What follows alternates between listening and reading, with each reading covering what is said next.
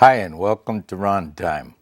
It's May 2015, and there's a number of birthdays to remember. My granddaughter, among others. Some graduations from college.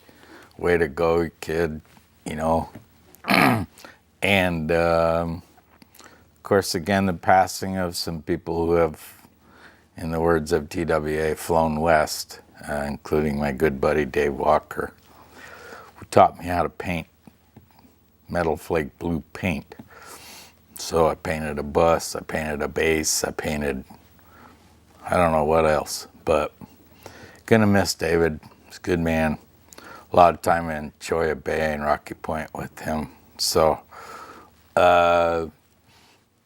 announcements on Playa Santo Tomas. It is now on Google Earth and Google Map.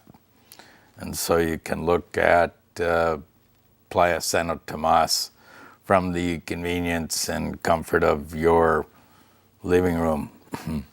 And thank you once again for inviting me into your space to watch Rontime. Also want to say a special birthday greeting to Tamar, a good buddy and friend who's always an inspiration. So, it was also Mother's Day this month. Was kind of a tough one because my mom decided to quit driving, and she's 96 years old, and I guess that was a decision that she had come to after quite a bit of thought and consideration for being 96 years old and still driving. Some other things changed. Managed somehow to get finally an Attorney General of the United States confirmed by the Senate. Congratulations to Loretta Lynch, former prosecutor in Brooklyn, New York.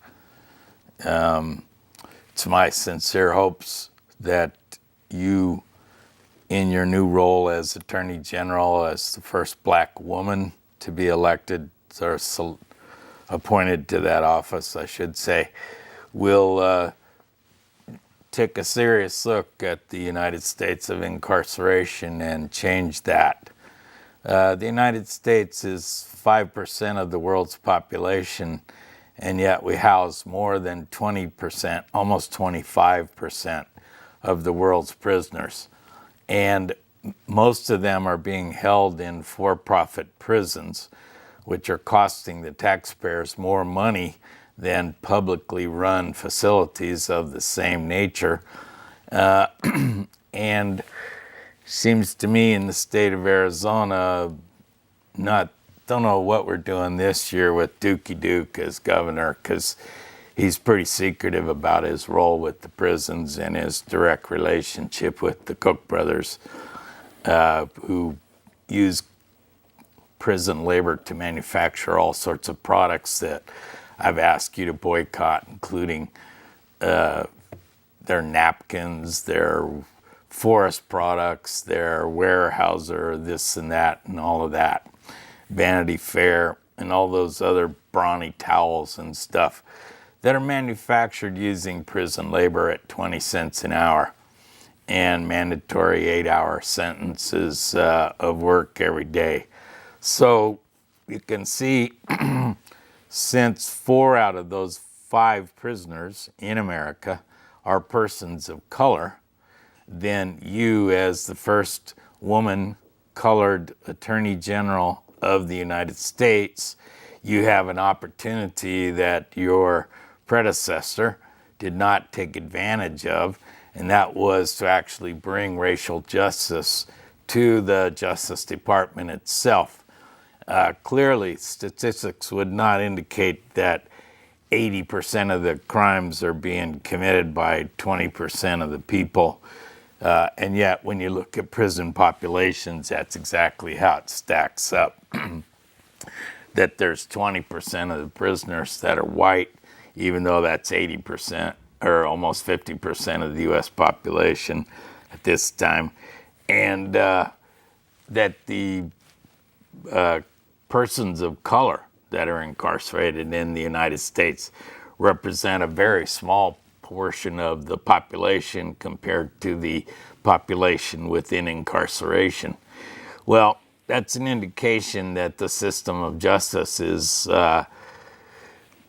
still as colorblind as it was in 1937 when the head of the Federal Bureau of Narcotics, Harry J. Anslinger, said before Congress of the United States in sworn testimony on the classification of the Marijuana Tax Act that darkies who smoke reefer think they're good enough to dance with white women.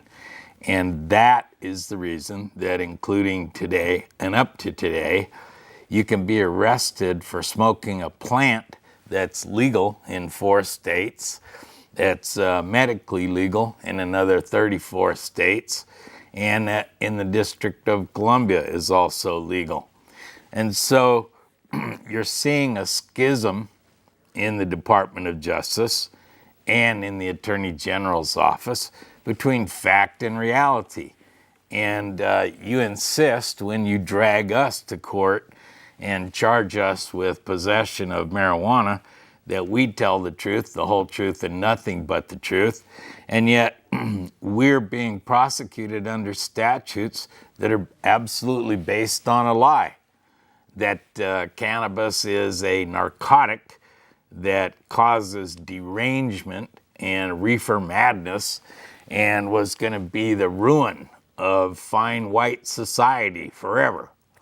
Well, it turns out that the Nixon administration, in its enthusiasm to create a war on drugs, because apparently war is the only solution they have, they increased the mandatory sentencing after the Attica State riots. They introduced 3 strikes, you're out, or 3 strikes, you're in, I should say, whereby a person can be convicted 3 times of possession of marijuana and then is subject to mandatory prison time, regardless of the circumstances of their life, regardless of anything logical. And so we spend $24,000 to $34,000 a year incarcerating a person for possession of a non-narcotic, which is misclassified through the use of a fraudulent artifice before the Congress of the United States in 1937.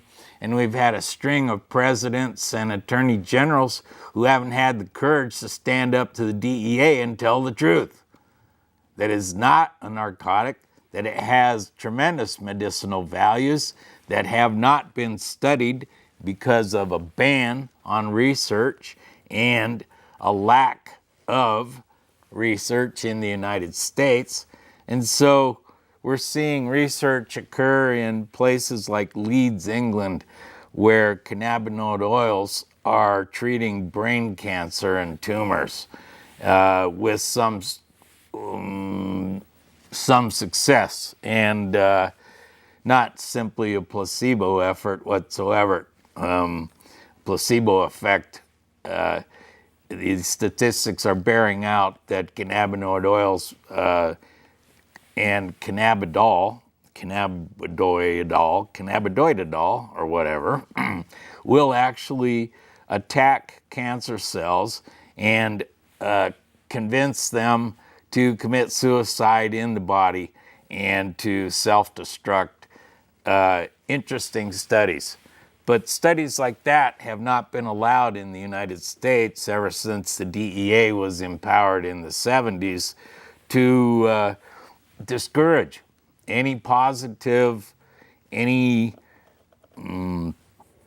affirmation that there might be some value in this substance, which interestingly enough has been around and used as a medicinal aid in other societies like China and Asia for thousands and thousands of years with great success.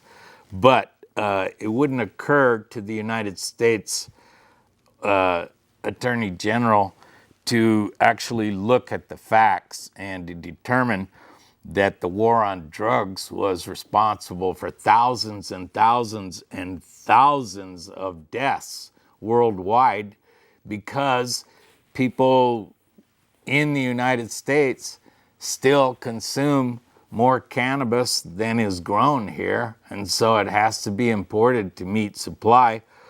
You'll notice that in all the years of the drug war, the supply has not decreased or diminished. It's actually more readily available in more places than it was during the Nixon administration. And it certainly speaks to the fact that the federal government is completely out of touch with the citizens of the United States of America and their needs and their desires. But that the Congress of the United States would rather continue this ridiculous hodgepodge series of rules and laws that are in place and in play between the federal government and the states over who's got control over what. When in fact, when you take that oath of office, you actually sworn to uphold the Constitution that is there to protect the rights of the citizen of the United States and prevent them from being abused, as I was, by a systematic Department of Justice that does not have to tell the truth. And it doesn't have to operate on fact. It can actually operate on innuendo and false accusation and get away with it. Specific example in my case, the DEA agent who was supposed to testify against me was shot, and so he wasn't there. Another agent who I had never seen in my life testified that I told him that I could bring anything into the country that he needed. And yet this was a guy with a badge and a gun who's sworn to uphold the laws of the United States, and when he comes on the stand to tell the truth, the whole truth, and nothing but the truth. But he lied.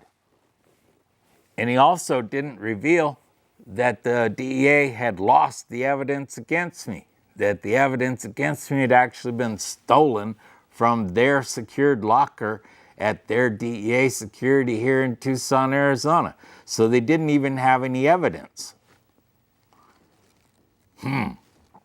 So, because of that, I am one of those 5.5 million cannabis criminals across the United States who have lost our right to vote and therefore our right to participate in this democracy, that agreed to lock us up because we were so dangerous because we smoked weed.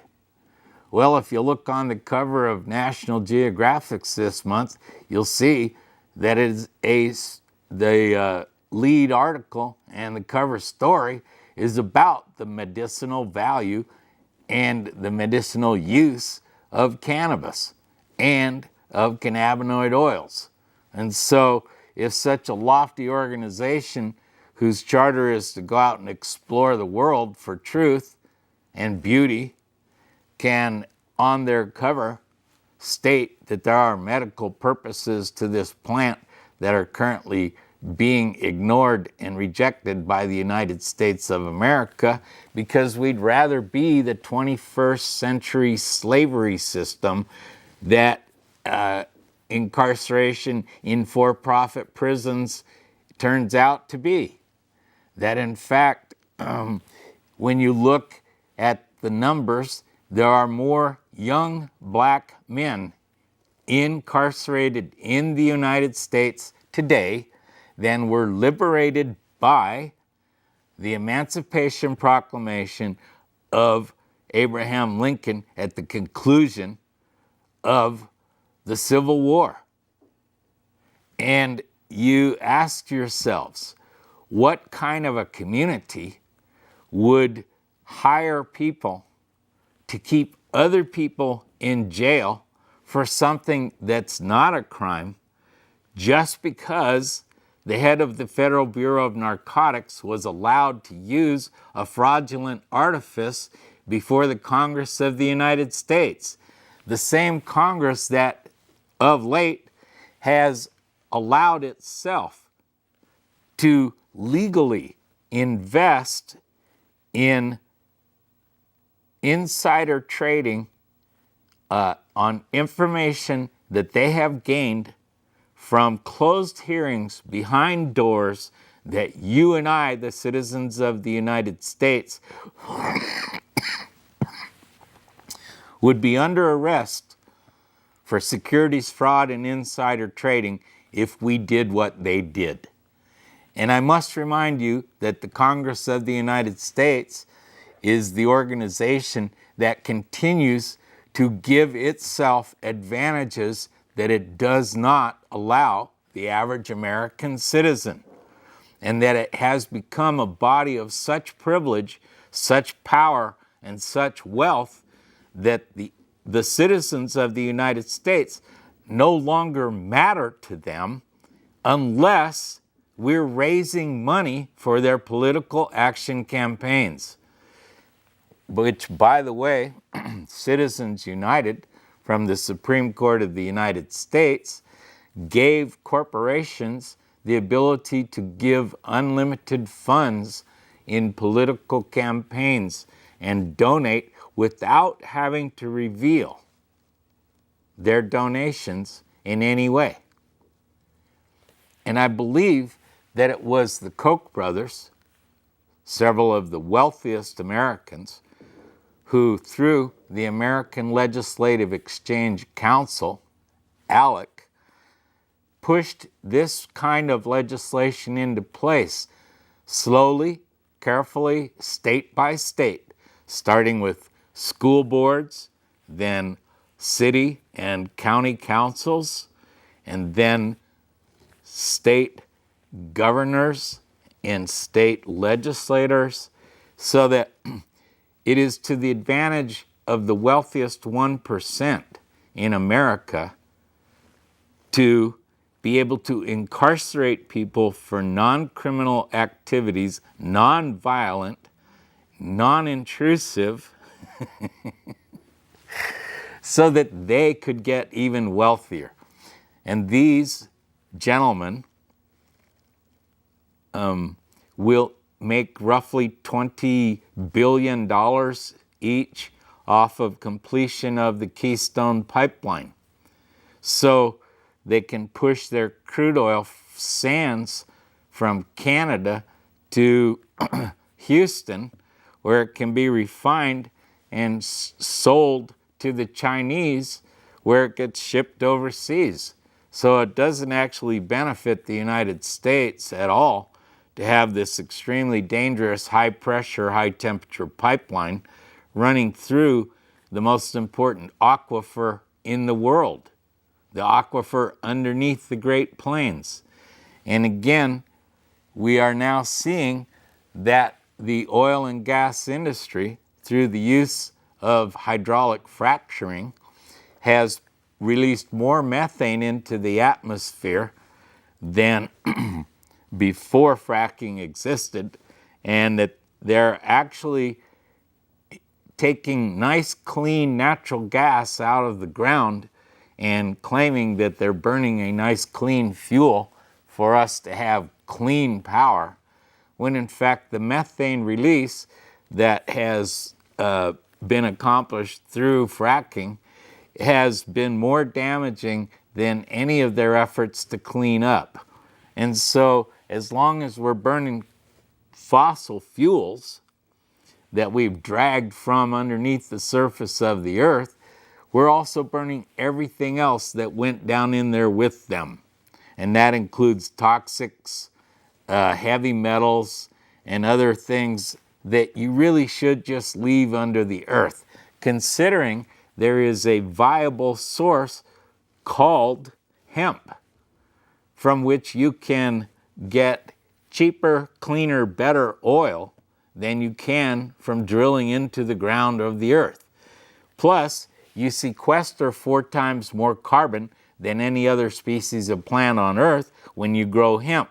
And yet, in the United States of America, it's illegal to grow hemp in most states. And it's against federal law to grow hemp in the United States.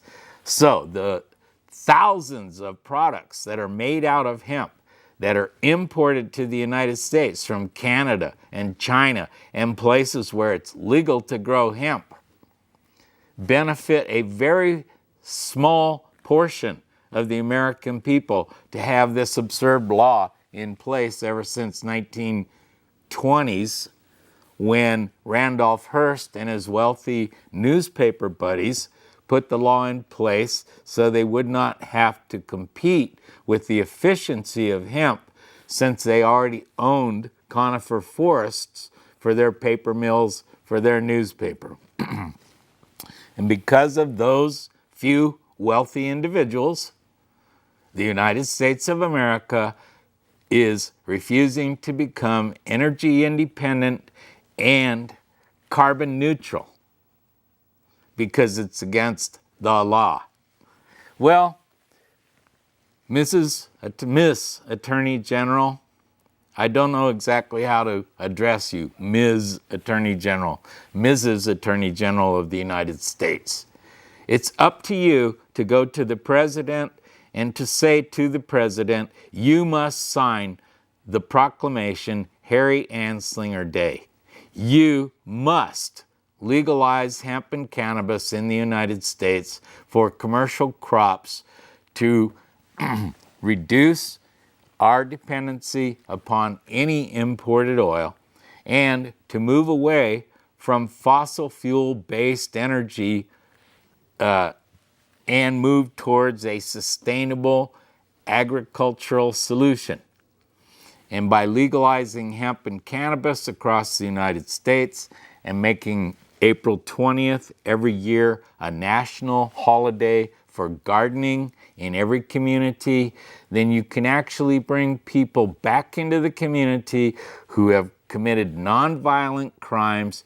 You can have a process of truth and reconciliation like there was in South Africa, where they're allowed to face their accusers and say, you falsely accused me using a hideous law that was not based on fact, that a white supremacist, racist pig named Harry Anslinger made classified cannabis a class 1 narcotic more dangerous than class 2 cocaine and heroin.